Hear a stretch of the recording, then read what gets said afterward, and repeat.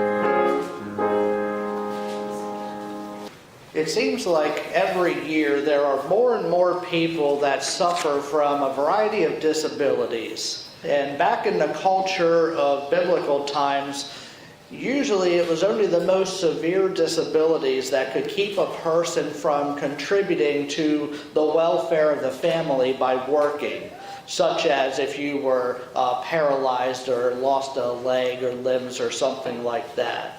If it was much less than that, you would still be expected to contribute to the family's economy. For instance, if a person was deaf, you could still work out in the fields fine. That really wouldn't affect what you do in the field. And even if you were blind, there were still some routine tasks around the home that you could certainly do. And that's specifically what we're going to look at this morning, are the disabilities of deafness and blindness. Now, I think it's interesting when you compare the number of people nowadays who suffer from each. There's some interesting things we find out. According to the World Health Organization, I was surprised to learn that almost twice as many people suffer from a hearing loss when compared to a sight disability. I thought it would be the other way around because a lot of people, myself included, wear corrective lenses, so there is some kind of a sight disability there. But as far as hearing loss is concerned, they say that about 7% of the world's population has a disabling hearing loss, but the elderly suffer much more in this area. For those who are over 65, the number jumps close to 1/3, or over 30%, who suffer from a hearing disability. Now this morning we're going to look at a man in the Bible who is deaf, and we read that he also could not speak well. Whereas if you're blind, typically your other senses are heightened in order to compensate for your blindness. Deafness is unique in that oftentimes that disability also affects your ability to speak, since we rely so much on hearing what we say. And when you can't hear it, your tone gets off, and those kind of things typically happen. What'd you say? Yeah, exactly. That is what the man... Sorry, buddy. That was perfect. That's what the man in the story this morning suffered from, deafness, which also affected his speech. Since we're working through the middle chapters of the Gospel of Mark, we come to a place in the story where when we last left off, we were looking at the Pharisees, and they were trying to catch Jesus in sin by saying that he and his disciples were not ceremonially clean. They were focused on man's traditions rather than being focused on God's law. It's clear that the Pharisees didn't see who Jesus really was, so Jesus left the area. He went then towards the pagan regions, and this is a theme that runs through the Gospel of Mark, as Mark is inviting the reader to make these subtle comparisons between the Jewish leadership who should know better but don't, to these pagan people who shouldn't know better but they do. So Jesus meets this woman whose daughter is sick, and Jesus has a discussion before healing her daughter. Then we encounter the story. We'll pick that up in Mark chapter 7, verses 31. We'll read 31 through 37. If you're following in your pew Bible, you'll find it on page 713. So it will be Mark 7:31 to the end of that chapter. Then Jesus left the vicinity of Tyre and went through Sidon, down to the Sea of Galilee and into the region of the Decapolis. There some people brought to him a man who was deaf and could hardly talk, and they begged him to place his hand on the man. After he took him aside, away from the crowd, Jesus put his fingers into the man's ears. Then he spit and touched the man's tongue. He looked up to heaven and with a deep sigh said to him, Ephphatha, which means be opened. At this, the man's ears were opened, his tongue was loosed, and he began to speak plainly. Jesus commanded them not to tell anyone, but the more he did so, the more they kept talking about it. People were overwhelmed with amazement. He has done everything well, they said. He even makes the deaf hear and the mute speak. May the Lord's blessing be added to the reading and the hearing of his holy word. Let me now read for you two very short verses that relate to this passage, and we find them in the Old Testament, and they're in the large book of Isaiah. It's in chapter 35, verses 5 through 6. It says, "Then the eyes of the blind shall be opened, and the ears of the deaf shall be unstopped. Then the lame shall leap like a deer, and the tongue of the dumb will sing." Those words were written some 700 or so years before Jesus came on the scene. And Mark includes in the gospel story of the deaf man who was healed to provide further proof that Jesus is the fulfillment of that Isaiah 35, those couple verses there, the promised Messiah. Something I want to call your attention to is that it requires just a little bit of background knowledge, but it's not too difficult to comprehend. You may know that, except for a few small portions, the Old Testament largely was written in Hebrew. And by the time Jesus came on the scene, the Jews were being ruled by the Romans, and they spoke and wrote in Greek. So everyone was under the Roman authority, including the Jews, had to live and learn the official language. So what did the Jews do? They took their Hebrew Old Testament scriptures and they translated them into Greek, because that's what everyone was using at the time. I mention this because in the Greek Old Testament, the word for that specific speech impediment that we find in Isaiah is found nowhere else in the Old Testament. We fast forward to the days of Jesus, when Mark was written, guess which Greek word Mark uses in order to describe the man that was brought to Jesus? That same Greek word that we find only in Isaiah 35. Mark's purpose in doing this is to make no doubt about the connection between Jesus and who Isaiah says is going to come and do all these things. We may take it for granted, but we have a great advantage by having the Bible to read in our homes. We see continuity and these concepts that are contained in each of the stories separately and as a collection, as God's story to us. Those who were the players in the story, they didn't have that benefit. Everything was being worked out in the present for them. So when Jesus heals the deaf man, this was probably the first healing that most of these people had ever witnessed. So they wouldn't have known if Jesus did it like this every time or not. They might have been wondering, does this strange guy always poke his fingers in people's ears, and does he always touch people's tongues whenever they open their mouths?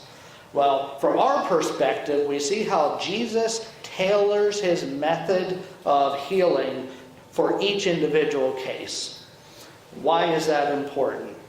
Because it proves to us Jesus isn't some mere magician who uses some kind of a special magical incantation in order to heal people. It wasn't any kind of spiritism that these pagan individuals were familiar with. It's not as if Jesus pulled out his spell book and read out something in order to heal them. It is proof that Jesus is something much greater than what they were used to. When we read the story, it's clear that this is a very unique thing that Jesus does. He's unorthodox in the way that he heals the man, and that serves some very specific purposes. In the Bible, as I said, Jesus heals different people in different ways. We read of instances where he simply speaks the word and then a person is healed. Other times, like the one today, he heals through his touch. Even among the times when Jesus heals with touch, I think we have to admit that a person really wouldn't consider touching another person's ears and tongue without permission. Somewhere along the way, I remember reading that in our culture, we expect to have a good 18 inches of personal space, and if someone invades that space, we start to get uncomfortable and maybe back away. Now, if you're a dentist, then touch my tongue, that's okay, you're expected to do that. But I think I'm going to be finding a new dentist if he spits on his fingers first before touching my tongue. Okay, that's just not culturally acceptable. However, if you put yourself in the shoes of this deaf and mute man, you wonder what he's thinking at the time. And if I'm him, though, however, if he is going to heal me of what I am dealing with, then by all means spit away and I will get some Listerine after the fact. It's the difference between, if that's the difference between me being able to hear and therefore talking well and not, then poke my ears, do whatever you need to do. In this human situation, we never really understand the sheer power that God has, though. He is the one who spoke the whole world, whole universe into existence, from the smallest atom to the largest star, which scientists tell us 4 quadrillion Earths can fit inside the largest star. I can't even describe to you how many a quadrillion is, but it's a lot. Imagine that same power of God focused on 2 individual ears that can't hear and this tongue that can't speak. And Jesus just says one word, Ephphatha, which means be opened. It must have been one of the most amazing things for them to witness. This is where it helps now to take a step back and compare the Jewish leadership to the people who were pagans in this land of Sidon. First of all, we look at the way that the pagans reacted to the healing. In verse 36, it said they kept talking about it even though Jesus told them not to. And I mean, I really can't blame them for doing it. This was a big deal. Okay? He just healed a man who could never hear before. So, the next verse, it says, people were overwhelmed with amazement. That's quite a change if you're Jesus, because not long ago, in the Gospel of Mark, it says that Jesus was told he was a sinner for not washing his hands in the proper way. Now, if you or me would be in the shoes of Jesus, you start scratching your head and wondering, who are God's real people here? Who are truly the ones who are going to be saved? Is it the leaders of the temple or these pagan people? Well, Jesus knew God's will and he was sold out to do God's will, so I'm sure that none of this surprised him in one bit. Even though the man didn't suffer from a sight disability, we still have a sight connection that we talked about the last week and the week before. In verse 34 it says, Jesus looked up to heaven and with a deep sigh said, Ephphatha, which means be open. Now, where it says be opened, at the end you have a Greek word there, dianoigo, and that has more than one meaning in the original language. The most common translation is be opened, which is why that's included here. But guess what it can also mean? It can also mean have understanding or open one's mind. You could say see, see in the sense of understanding. So even when Jesus isn't directly talking about seeing and understanding, he's still talking about seeing and understanding when it's not so obvious to us through the translated language. This is ultimately what God wants. He wants us to see and understand who he is. Too often, people operate under this false assumption of who God is. Rather than accepting that we are made in his holy image, we strive to make God in our image. It reminds me of Romans 12:2, where the Apostle Paul writes about the renewing of the mind that believers experience upon conversion, because they naturally don't see things the way that Jesus would have them see it. Their minds need to be transformed and renewed. Now, the last aspect about this passage that we'll talk about is that of all the things that we learn from this passage about Jesus' healing power, his compassion for other people, his willingness to be unorthodox in his ministry and the way that he does things, there's something that we may not notice as well because it is subtle, and the passage illustrates the biblical concept of election. Now, we know what an election is, and that actually comes from a French word meaning choose. So when you go to the polls for the election, you're choosing who you want to lead you. No one goes to the polls in Mark 7 here, but a choice is made nonetheless. Jesus is choosing to heal the man out of his gracious spirit. And I think a lot of people probably think that Jesus healed every person that he came in contact with, because we read about a fair amount of miracles in the New Testament. But it's a very highly unlikely and was a rather unique experience, which is why these people responded in amazement the way that they did. The fact is, it would not be sinful if Jesus would have passed by without healing that person.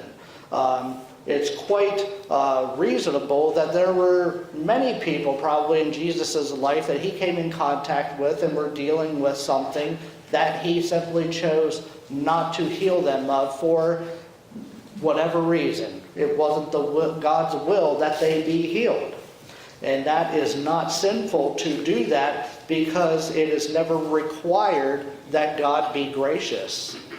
Jesus had a choice. He could have walked by this man and allowed him to remain deaf for reasons we don't know, but he did choose not to do that.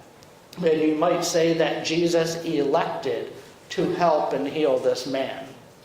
Election is this biblical concept that is first mentioned in the Bible by Jesus, expanded on by the Apostle Paul, and Peter even mentions it a couple times in his letters. In short, it simply teaches that every person who is saved has been chosen or elected by God. Then the big discussion is, how does this work this out? Do we have any say in the matter, or does God elect us without our consent? If God elects us without our consent, does that mean that he drags us kicking and screaming into heaven?